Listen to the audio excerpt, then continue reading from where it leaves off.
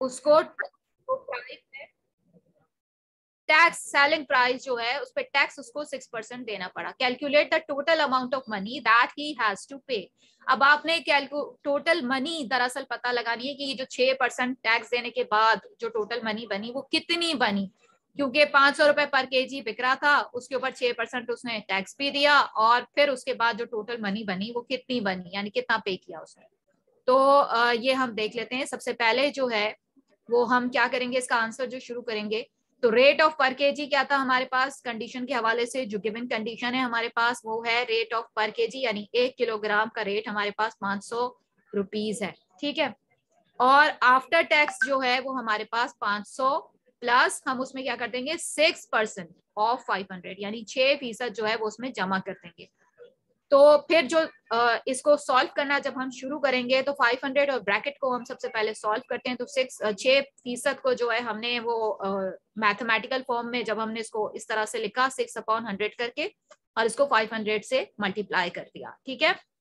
इसके बाद rate after tax पर केजी, फिर आफ्टर टैक्स पर केजी यही हम मालूम कर रहे हैं, तो अब कैलकुलेशन मजीद हम सिंपल करेंगे। यहाँ के ऊपर ये जो 100 है ये 5 से यहाँ पे हो जाएगा 6 5 30 हो जाएगा, ये 30 इसका सोल्यूशन आ जाएगा, ठीक है। ये वाला ब्रैकेट सॉल्व किया तो 30 आया। अब 500 में 30 प्लस किया तो हमारे पास 530 रुपीज पर केजी। तो इसका मतलब ये हुआ कि जो टैक्स के बाद जो हमारा जो रुपीज बने वो, अच्छा कॉस्ट ऑफ 5 किलोग्राम, अब अभी जो हमारे पास 530 आए हैं वो 1 किलोग्राम का आया है, यानी 1 किलोग्राम 500 रुपए अगर हम खर्च करेंगे तो उसके ऊपर हमें 30 रुपए देना पड़ेगा। लेकिन उसने सिर्फ 1 किलोग्राम नहीं खरीदा था, उसने कितना किलोग्राम खरीदा था 5 किलोग्राम, तो लिहाजा इसको हमने 5 से मल्टीप्लाई कर दिया। ये जो 530 आया था इसको 5 से जब मल्टीप्लाई हम करेंगे तो हमारे पास टोटल 5 किलो की जो वैल्यू थी ये आ गई, यानी कि कितने रुपीस आ गए 2650 रुपए खर्च किए उसने टैक्स के साथ। ये था इसका एक तरीके का आंसर, यानी कि एक तरीका ये था कि आप इस तरीके से इसका आंसर निकाल लें। और दूसरा मेथड जिनका मैथ्स यानी इजी हो, जिनका आसान हो, जिसकी बात समझ में आती हो, तो दो तरीके से सॉल्व कर दिया है कि चाहे आप पहले वाले तरीके से करें तब भी सही है। दूसरे तरीके पे आ जाते हैं कि दूसरे तरीके में उन्होंने ये किया है जनाब के 5 किलोग्राम मीट की इकट्ठी कीमत पहले मालूम कर ली। यानी पहले तो हम ये कर लेते हैं कि हमें 1 किलोग्राम की कीमत पता है 500 है, तो 5 किलो हमने खरीदा है तो हम 5 से पहले उसको जरब दे देंगे या मल्टीप्लाई कर देंगे। तो इस तरह से 5 किलो की कीमत पहले आ गई हमारे पास, 2500 रुपए बन रही थी बगैर टैक्स अदा किए हुए, बगैर टैक्स के, ठीक है, इतनी बन रही थी। अब उसमें 6% जब टैक्स हमने प्लस किया तो फिर क्या हुआ कि 2500 प्लस 6% जो है 2500 का 6% क्या होगा। फिर ये जो कंडीशन थी उसके बाद हमने इसको मैथमेटिकल फॉर्म में चेंज कर लिया, और जब इसको सॉल्व किया तो हमारे पास वही वाला आंसर आया, यानी कि 2650 रुपए। ये थी इसकी टोटल, यानी आपने टोटल का पहले निकाल लिया कि टोटल, और फिर टैक्स उसके अंदर बाद में आपने पता किया। तो इन दोनों में फर्क क्या है, इन दोनों में फर्क ये है कि ऊपर जो है आपने वो पहले आपने 1 किलो के ऊपर जो है टैक्स कितना देना होगा वो मालूम किया है, फिर उसके बाद लास्ट में जाके आपने उसको 5 से मल्टीप्लाई कर दिया है। और जो दूसरा मेथड आपने किया उसके अंदर डायरेक्टली आपने पहले 5 से कर दिया है मल्टीप्लाई, यानी 5 किलो आप खरीद रहे थे तो 5 से पहले आपने कर दिया, उसके बाद उसको टैक्स जो है 6% का बन रहा था तो वो 6% यानी 6% यानी 6/100 से उसको जो टोटल रकम बन रही थी उसको मल्टीप्लाई करके और फिर उसका आंसर निकाल। ये तो हो गया एक सवाल हल आपका। ये था जनाब 2017 का क्वेश्चन नंबर 7 का ए, ठीक है। अब हम चलते हैं दूसरे सवाल की तरफ, यानी ये है 2018 का क्वेश्चन नंबर 6 का ए।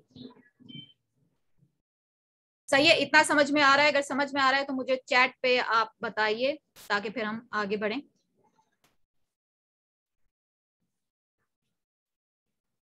ठीक, तो 2018 जो है जनाब, तो अब हम आगे चलते हैं। 2018 क्वेश्चन नंबर 6 का ए पार्ट है। It takes 3 litres of paint to cover an area of 24 square metres, ठीक है।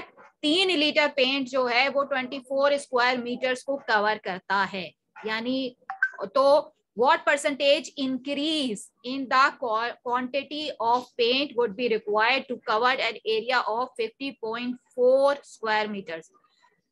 सवाल में पूछा जा रहा है कि कितनी परसेंटेज इंक्रीज हुई। अगर हमको कितने स्क्वायर मीटर पे करना पड़े, 50.4 यानी 50.4 स्क्वायर मीटर्स पे करना पड़े तो कितना ज्यादा परसेंटेज लगेगी। तो उसके अंदर अगर हमें परसेंटेज इंक्रीज का फॉर्मूला मालूम है, और वो होता है परसेंटेज इंक्रीज का फॉर्मूला जो है वो फॉर्मूला होता है, आपकी बुक में भी गिवन है, जो बुक मैंने बताई है उसके अंदर ये फॉर्मूला गिवन है परसेंटेज इंक्रीज का। परसेंटेज वाले चैप्टर पे जाइएगा और उसमें परसेंटेज इंक्रीज और परसेंटेज डिक्रीज ये दोनों फॉर्मूले लिखे हुए हैं। तो ये वाला फॉर्मूला देख लीजिएगा। ये फॉर्मूला क्या होता है यहाँ पे देख लीजिए। परसेंटेज इंक्रीज जो होती है किसी भी चीज के अंदर, यहाँ एरिया में दिया हुआ है तो यहाँ आपको एरिया बताया हुआ है, यानी किसी भी चीज के अंदर परसेंटेज जो है इंक्रीज हो तो वो बराबर होती है जो आपकी वैल्यू से आपको मालूम करना हो माइनस करके वो जो पहली वाली इनिशियल वैल्यू दी हुई थी उससे माइनस कर देते हैं और फिर उसको डिवाइड कर देते हैं वो जो इनिशियल वैल्यू थी उसी से, ठीक है, और मल्टीप्लाई बाय 100 कर देते हैं, क्योंकि परसेंट का है तो मल्टीप्लाई बाय 100 कर देते हैं। तो इस तरह से हमें क्या मालूम हो जाता है, मैं एक बार फिर रिपीट करूंगी जिसकी समझ में नहीं आया है।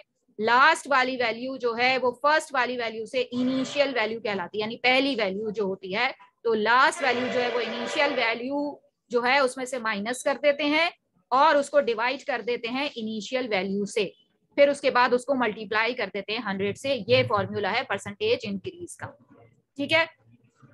तो अब जनाब जो हमें लास्ट वैल्यू दी गई थी वो थी 50.4 स्क्वायर मीटर्स, उसमें से हमने पहली वैल्यू जो वैल्यू थी ये 24 इसको माइनस कर दिया और इसको माइनस करने के बाद हमारे पास यहाँ आंसर आया 26.4, ठीक है। 26.4 को हमने यहाँ के ऊपर डिवाइड भी करना है किससे, इनिशियल वैल्यू से, यानी 24 से हमने डिवाइड भी करना है, इसको डिवाइड किया मल्टीप्लाई किया 100 से, तो हमारे पास आंसर आ गया 110%। ये जो 110% आया ये किसका आया, एरिया का आया।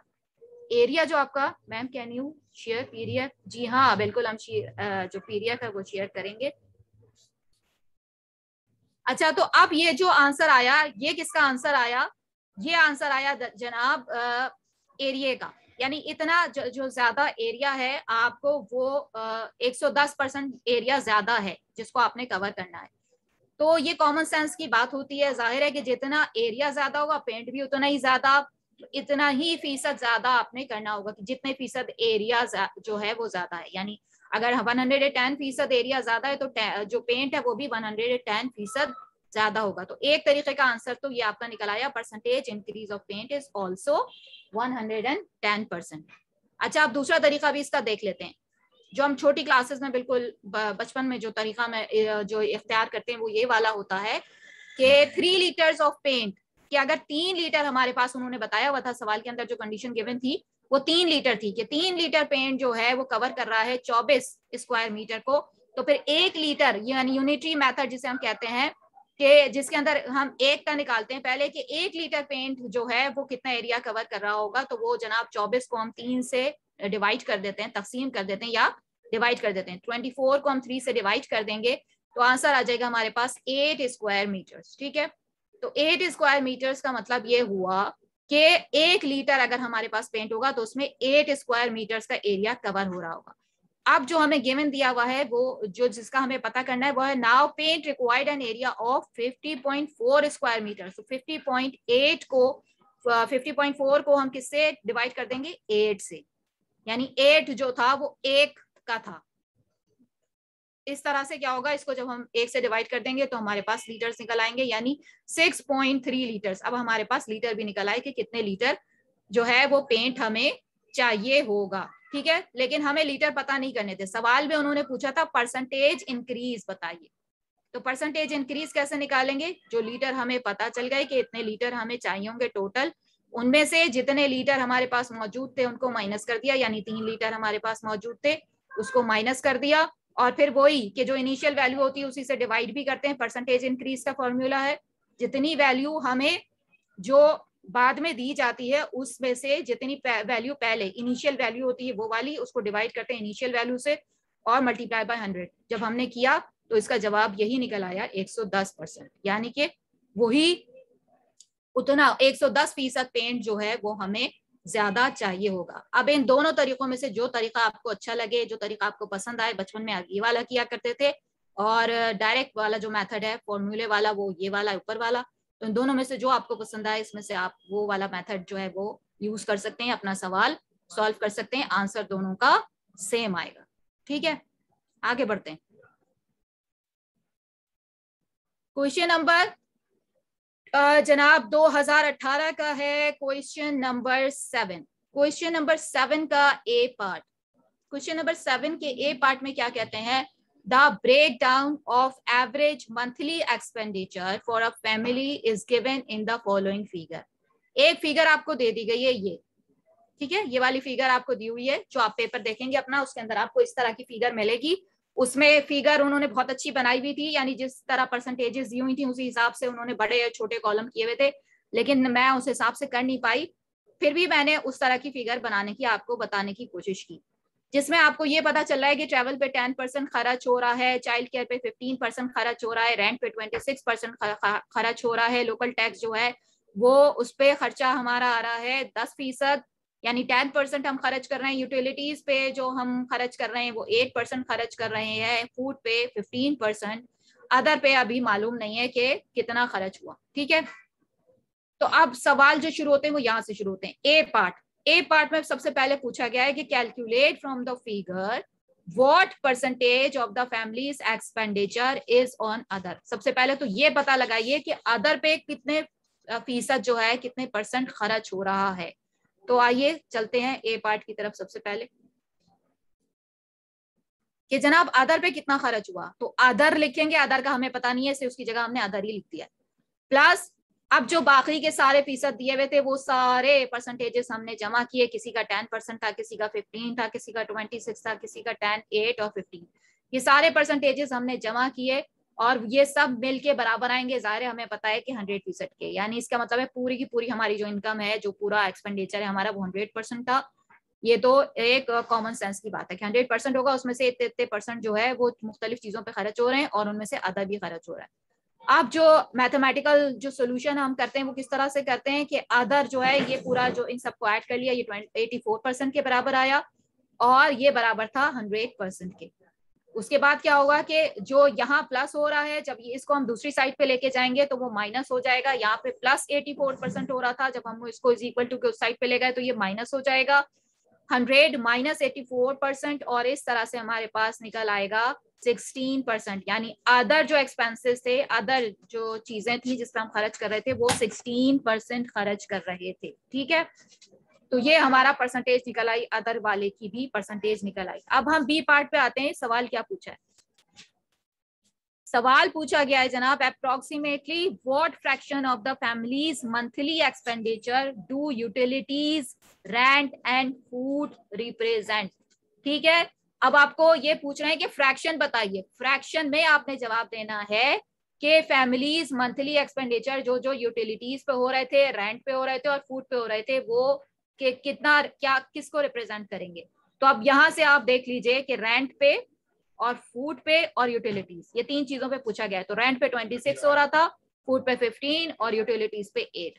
ठीक है, बी सेक्शन पे आ जाते हैं, बी हम सॉल्व करते हैं। तो हमने ये 8, 26 और 15 इन तीनों को प्लस किया हमने, और इसका जो टोटल आंसर निकला कि टोटल एक्सपेंडिचर जो इन तीनों चीजों पे हो रहा था वो 49% हो रहा था। ठीक है, 49% को फ्रैक्शनल पार्ट में हमें जब लेकर आना है तो फिर हम इसको फ्रैक्शन में इस तरह करके लिख देंगे 49 अपॉन 100, और 49/100 जब ये फ्रैक्शन में आएगा तो इसको और अगर हम सॉल्व कर लें तो डेसिमल में इस तरह से इसके ये बन जाएंगे हिस्से 0.49। तो 0.49 जो है हिस्सा जो है वो एक्सपेंडिचर का वो आपका बनेगा इन तीन चीजों का, यानी यूटिलिटी, फूड और तीसरी चीज क्या बताई थी उन्होंने, यूटिलिटी, फूड और रेंट। जी, यूटिलिटी, फूड और रेंट, इन तीनों का जो है वो ये आंसर आया फ्रैक्शन में। अगर आप चाहें तो इस तरह फ्रैक्शन में करके इसको सॉल्व कर लीजिए, जितना कट सकता है ये काट लीजिए, उस तरह लिख लीजिए, या डेसिमल में इस फॉर्म में आप इसका आंसर दे दीजिए। ठीक है, ये हो गया बी पार्ट। सी पार्ट की तरफ आते हैं, पहले सवाल पढ़ लेते हैं सी पार्ट पे क्या पूछा है।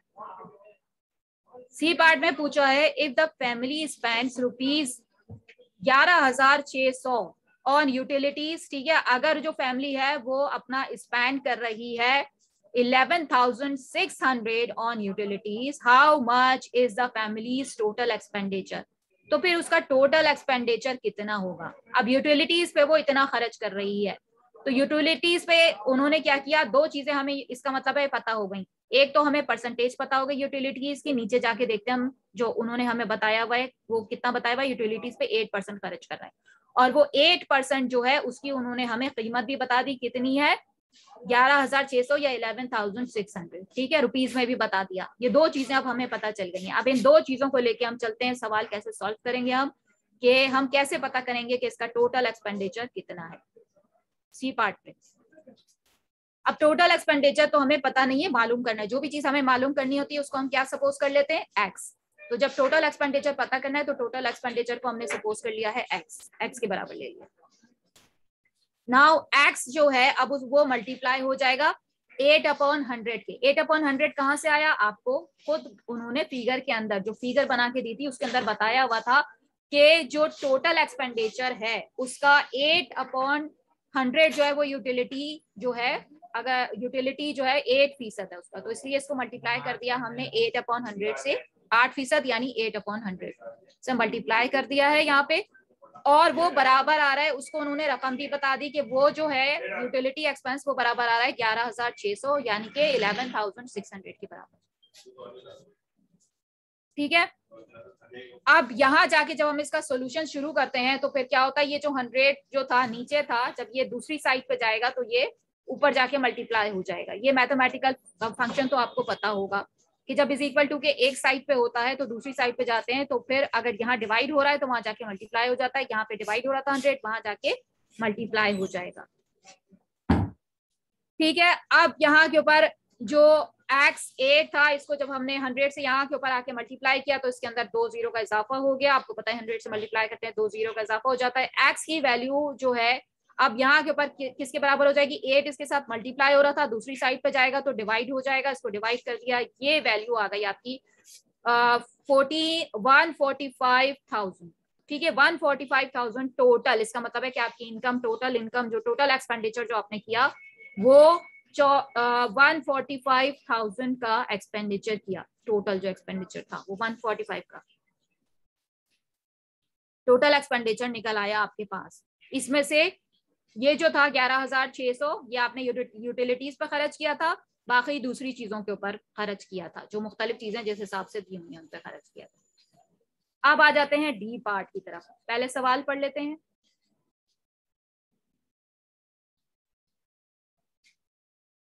सवाल है हमारे पास, other expenditure comprises saving, entertainment and luxury, ठीक है। मेरी ये वाली वीडियो जो है यूट्यूब पे आ जाएगी, इसको बार बार जब आप रिपीट करके देखेंगे, ठीक है, तो बहुत सारी चीजें अगर अभी क्लियर नहीं हुई है तो वो उस वक्त क्लियर हो जाएंगी। रोक रोक के उसको रिपीट करके देखिएगा तो चीजें आपके क्लियर होती चली जाएंगी जहन के अंदर।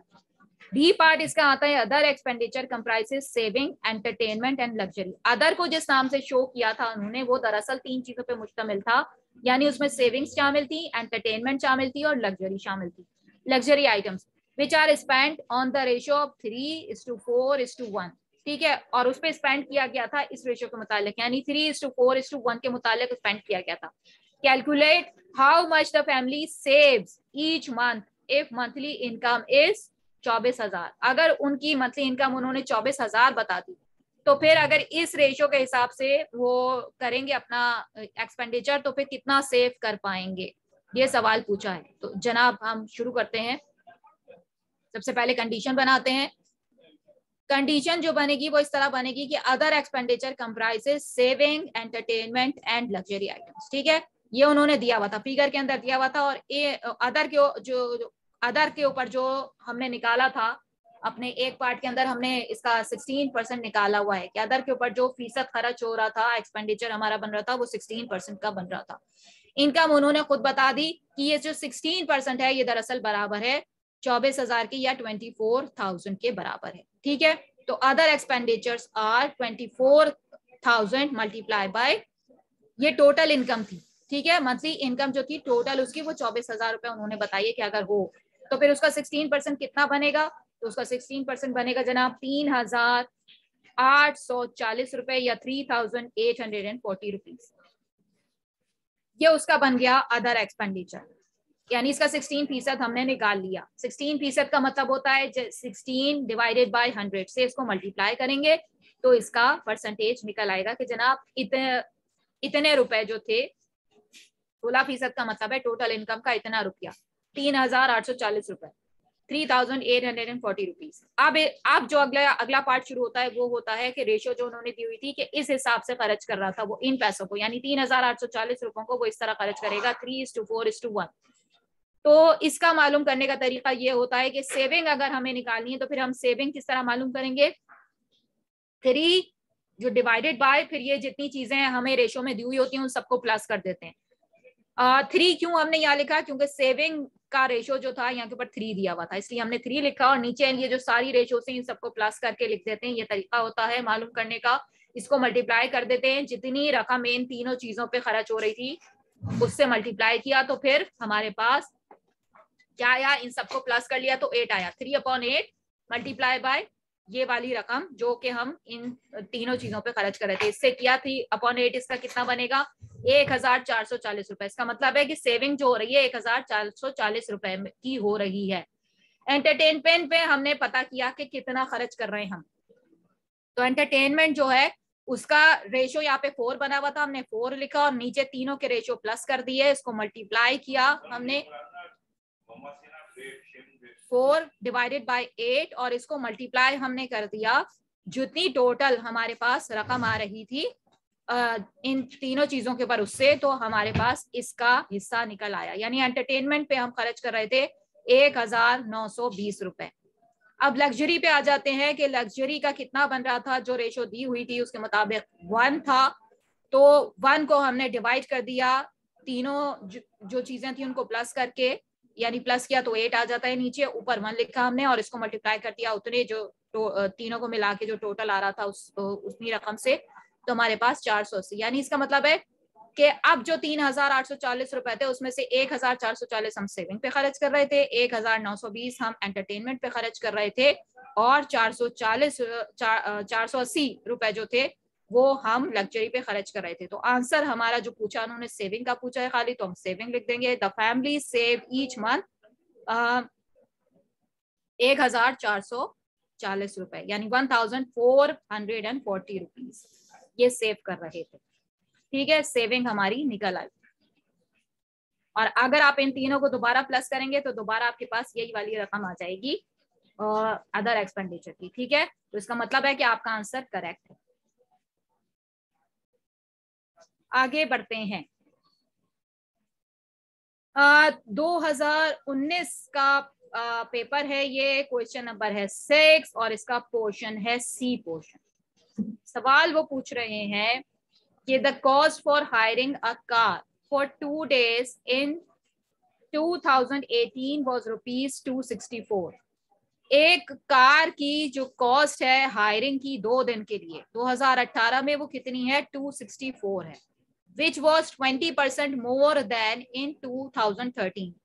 20% ज्यादा है ये 2013 के मुकाबले में। 2013 में इससे 20% कम ली जाती थी, अभी जो ली जा रही है 2018 में, यानी 2018 में जो ली जा रही है वो 264 है।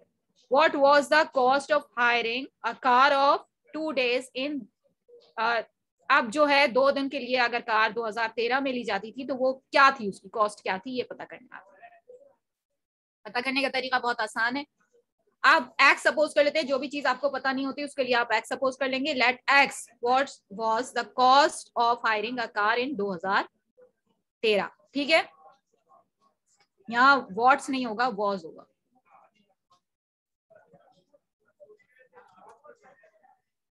ठीक है,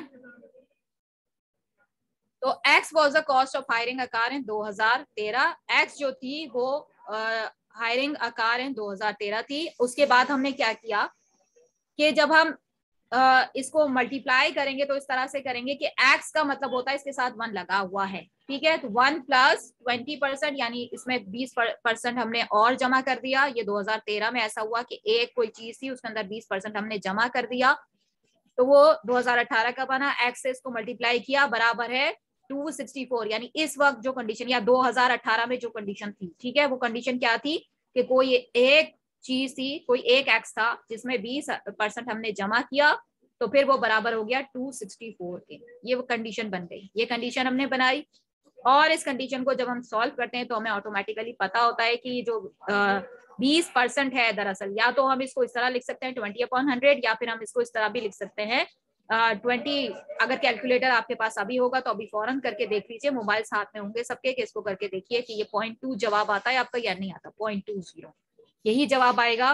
तो ये जो आपने यहाँ लिखा हुआ है, ये 0.20 में +1 करेंगे तो इसका आंसर आ जाएगा 1.20। ठीक है, 1.20 आ गया आपके पास x, और ये बराबर है 264 के। ठीक है, ये वाली कंडीशन वो वाली है जो 2018 में कंडीशन दी थी, उसकी इक्वेशन बना दी। उसके बाद ये x जो है ये कैसे मालूम करेंगे, इसके साथ जो चीज मल्टीप्लाई हो रही होती है वो दूसरी तरफ जाएगी तो डिवाइड हो जाएगी। ये देखिए 2064 से ये डिवाइड हो गया है 1.20, और आंसर आपके पास आ गया है 220 रुपए।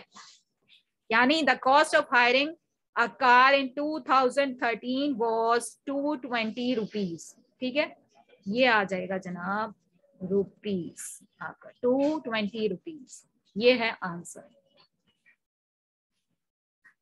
ठीक है, आगे चलते हैं।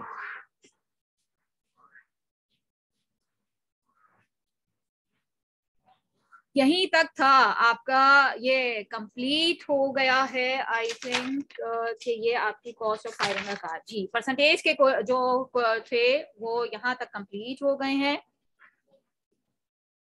तो अब मैं एक बार फिर रिपीट कर देती हूँ ताकि अगर कोई चीज समझ में ना आई हो। चैट देख लेते हैं, कोई सवाल पूछ रहा है शायद। इसे 2 से मल्टीप्लाई नहीं करेंगे 2 डेज। देखो, इसलिए मल्टीप्लाई नहीं करेंगे 2 से, इसलिए कि दोनों जो है वो 2 डेज का मालूम करना था। अगर डेज डिफरेंट आ जाते, यानी उसमें कोई और डेज कहे होते, उसमें 2-3 डेज कहे होते, 2 डेज और 1 दिन का मालूम करना होता, या फिर 3 दिन का दिया होता, हमें 2 दिन का मालूम करना होता, तो हम और कैलकुलेशन में पढ़ते, 2 से डिवाइड करते और फिर क्या क्या आंसर लाते। लेकिन 2 डेज वाला जो मामला था ना वो सेम था। जब हम सवाल पढ़ते हैं तो इसलिए हमने 2 को नहीं छेड़ा यहाँ के ऊपर। कि देखो ये जो सवाल है गौर से पढ़ो, तो ये cost for hiring a car for 2 days 2018 में भी 2 डेज का था और 2013 में भी 2 डेज का है। तो बस इतना ही, उसी का परसेंटेज निकाल के हम आपको दे देंगे, वही आंसर होगा। उतने ही रुपए उन्होंने पूछे कि कितने रुपए होंगे, कॉस्ट 2 दिन के बताइए, 2 दिन का ही पूछा है तो इसलिए 2 दिन का ही बता देंगे कि हम 220 रुपए बन रहा है 2 दिन का। ठीक है, इसलिए 2 से डिवाइड नहीं किया।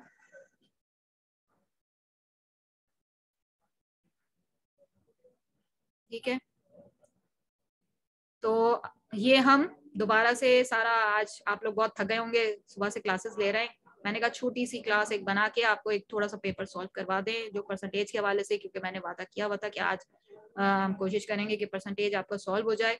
तो कुछ लेट भी हो गई हमारी क्लास, हालांकि हमारा टाइम 4 बजे का था, मुझे कहीं जाना भी था, लेकिन बहरहाल जो है ये मैंने कहा कि एटलीस्ट कुछ चीज तो मैं करा दूं।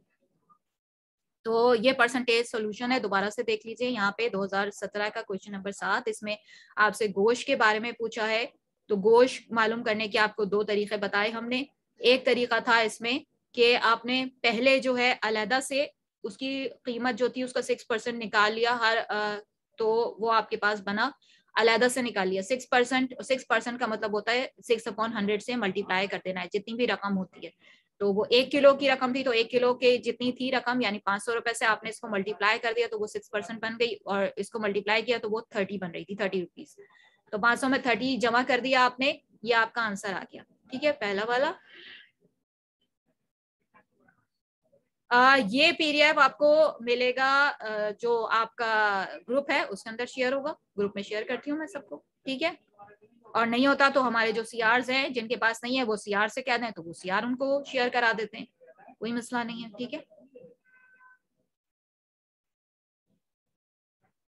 अभी मैं सारे ग्रुप्स में जब सेंड करूंगी तो अगर कोई ग्रुप ऐसा है कि वो मेरे पास नहीं है लेकिन सीआर के पास तो होगा, तो वो सीआर उसको आगे बढ़ा देगा, फॉरवर्ड कर देगा। ठीक है,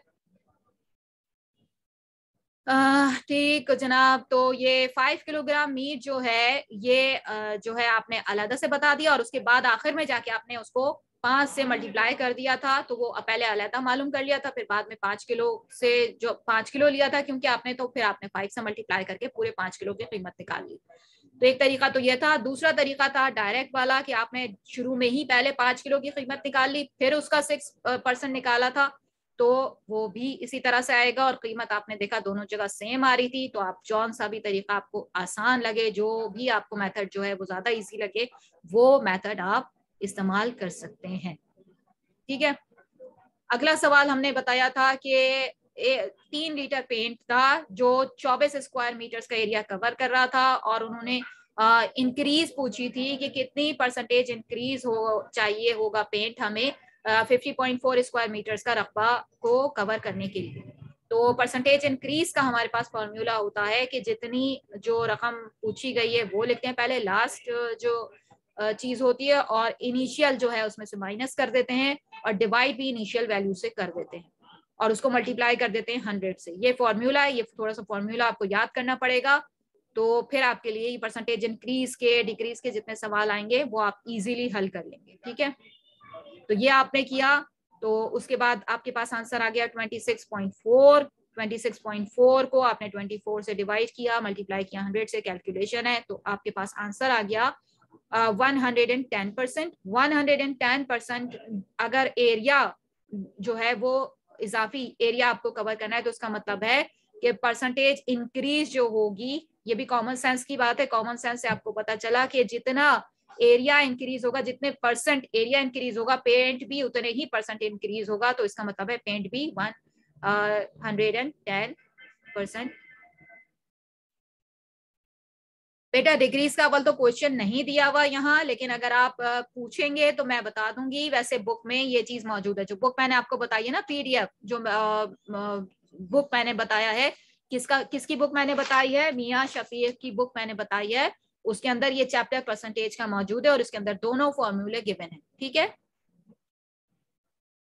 परसेंटेज इंक्रीज के भी गिवन है और परसेंटेज डिक्रीज के भी गिवन है, बल्कि मैं अभी ही बता देती हूँ आपको। चलो, अब आप पूछ रही हो तो मैं अभी फौरन आपको जो है वो बता देती हूँ। परसेंटेज डिक्रीज का हमारे पास फॉर्मूला 497 पेज पर हम आते हैं।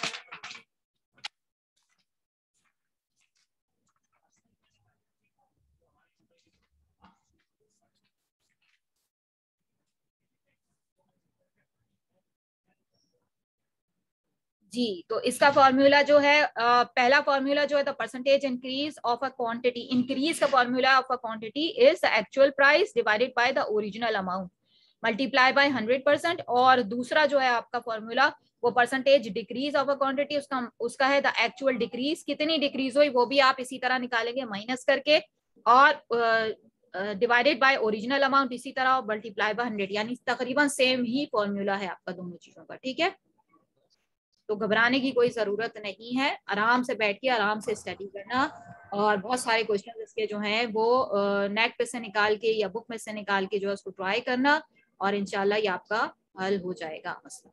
ठीक है, बचपन में क्या करते थे ना हम एक्सरसाइजेज, तो पूरी पूरी एक्सरसाइज परसेंटेज की कर रहे हैं, करे जा रहे हैं, उसी क्वेश्चन किए जा रहे हैं, वो वाला। अच्छा, दूसरा ये मेथड बचपने वाला भी था, उसमें क्या था कि 3 litres of paint covers area of 24 square metres. Unity method जो हम बिल्कुल छोटी क्लासेस में देखते हैं कि फिर 1 लीटर में कितना होगा, तो 1 लीटर 24 डिवाइडेड बाय 3 कर दिया हमने, तो उससे 8 स्क्वायर मीटर्स निकला। इसका मतलब है 1 लीटर में 8 स्क्वायर हो रहे हैं, तो फिर 50.4 स्क्वायर मीटर्स में कितने लीटर्स होंगे, तो 50.4 को डिवाइड कर दिया 8 से, हमारे पास 6.3 लीटर्स निकला। इसका मतलब है 6.3 लीटर्स चाहिए होगा हमें टोटल पेंट।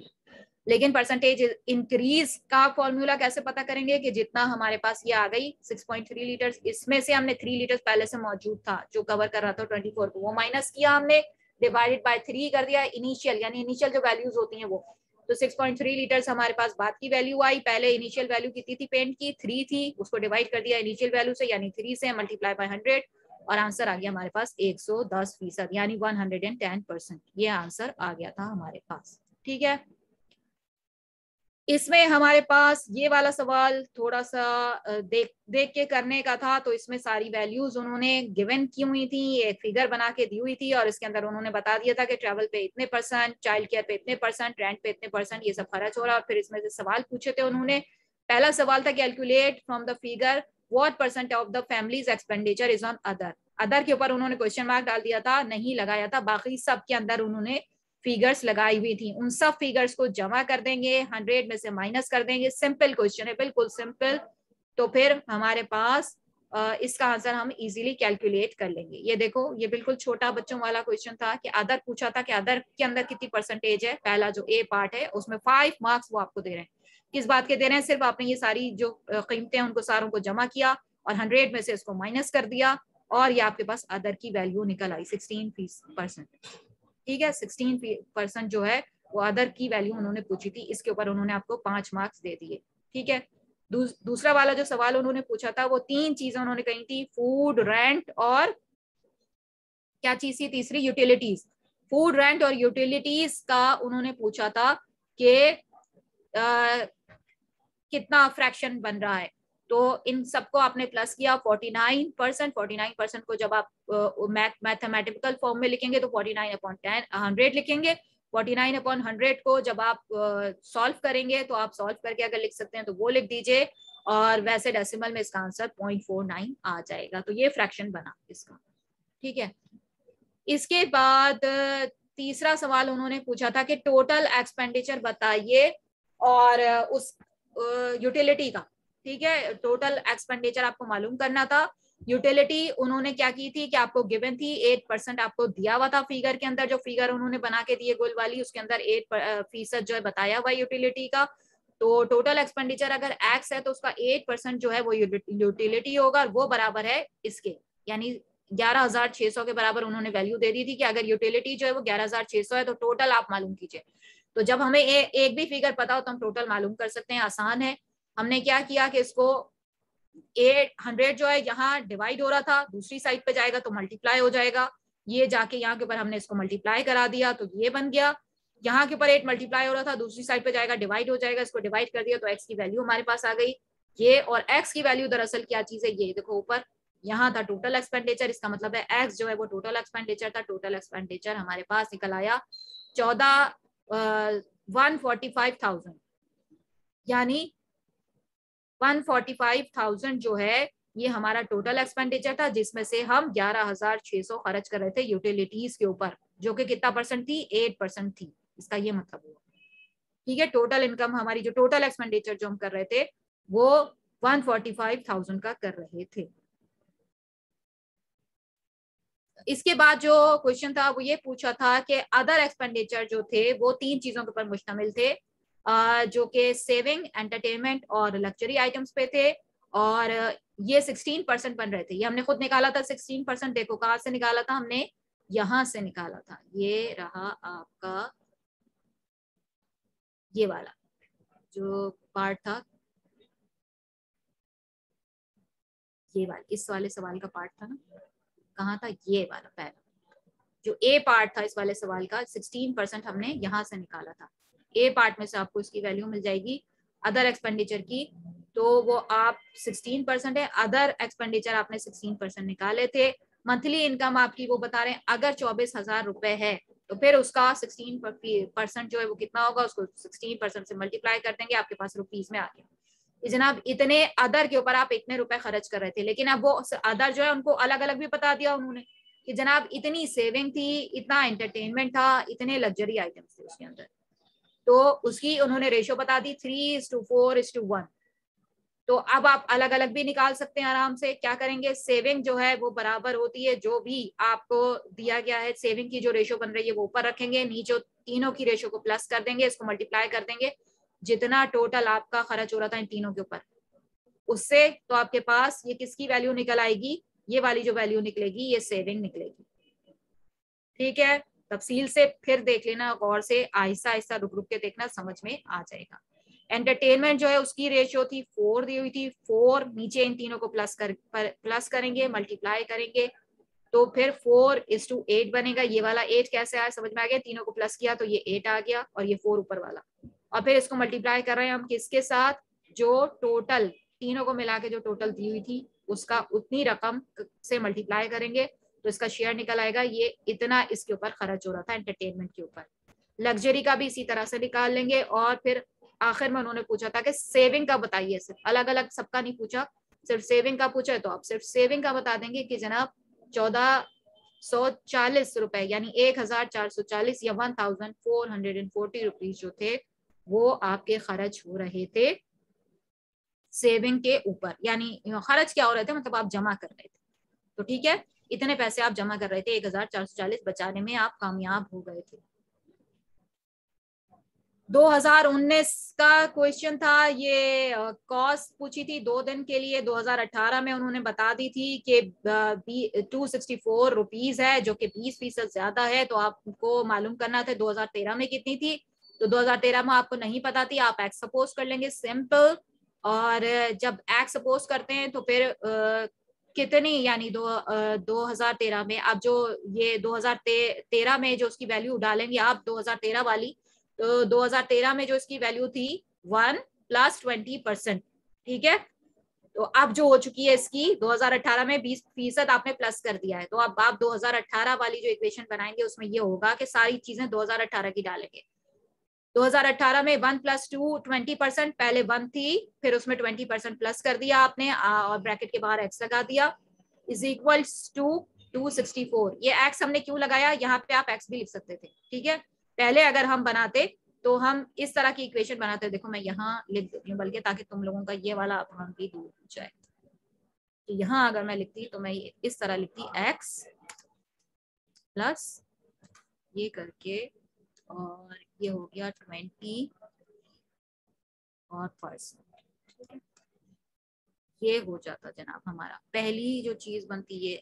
और ये हमारा बराबर होता 264, ठीक है।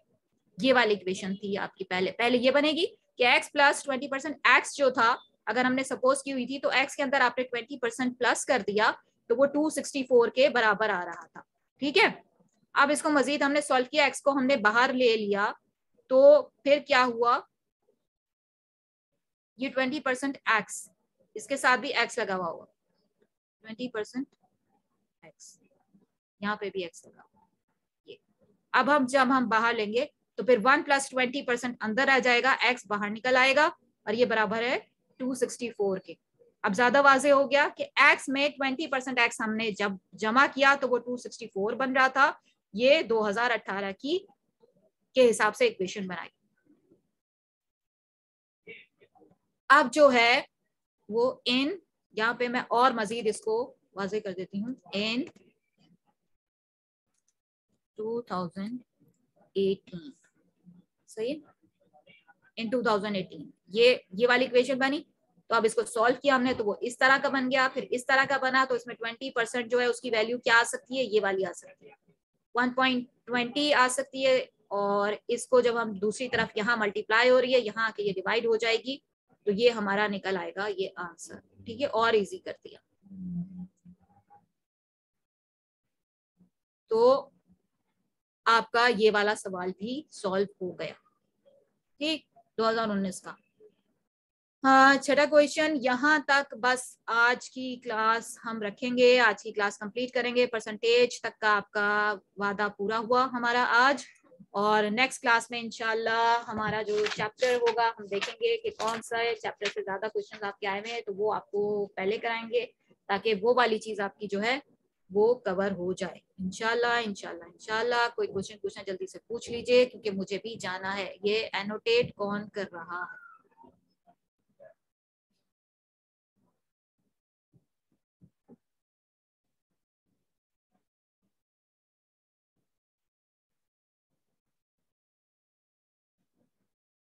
पहले तो यहाँ पे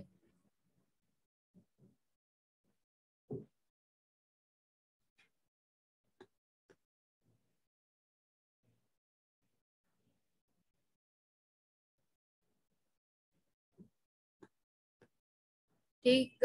तो अब अगर किसी ने सवाल पूछना चैट पे तो जल्दी से पूछ लीजिए, ताकि हम यहाँ क्लास का अपनी इख्तिताम करें, फिर ताकि मैं अपनी दूसरी भी जिम्मेदारियां पूरी करूं।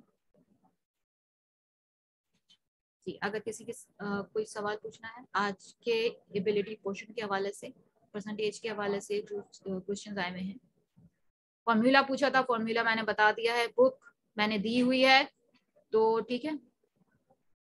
जज़ाकल्लाह मैम, ओके, थैंक यू। फिर खत्म करते हैं। जो हमारे एडमिन है आज की क्लास वो डाल दें यूट्यूब पे, तो ये बहुत सारे बच्चों की हेल्प हो जाएगी, और मुझे इसका लिंक शेयर करा दीजिए। बस, थैंक यू। ओके, ठीक है।